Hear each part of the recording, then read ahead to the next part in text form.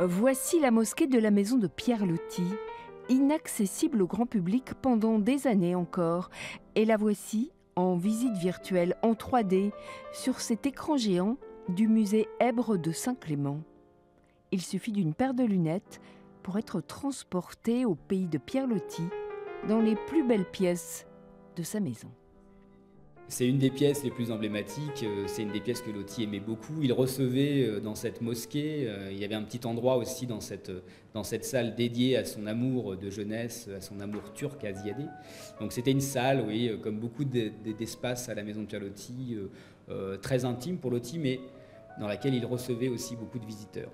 Et puis c'est une salle qui renferme des trésors, hein, un plafond très beau qui vient de Syrie par exemple, que Loti a ramené d'un de ses voyages, des céramiques et des faïences du monde entier également.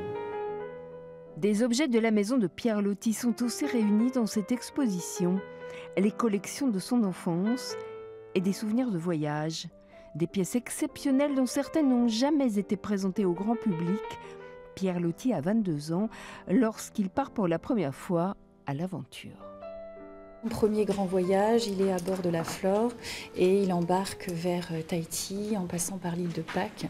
Et première découverte, premiers dessins qui vont devenir des illustrations importantes. Vous avez des originaux qui sont présentés et des pièces qu'il a pu collecter sur l'île de Pâques qui sont des pièces exceptionnelles. Pierre Loti sera à l'honneur pendant plusieurs mois à Rochefort. Musique, théâtre, parcours dans la ville, l'écrivain voyageur va inspirer de nombreux artistes.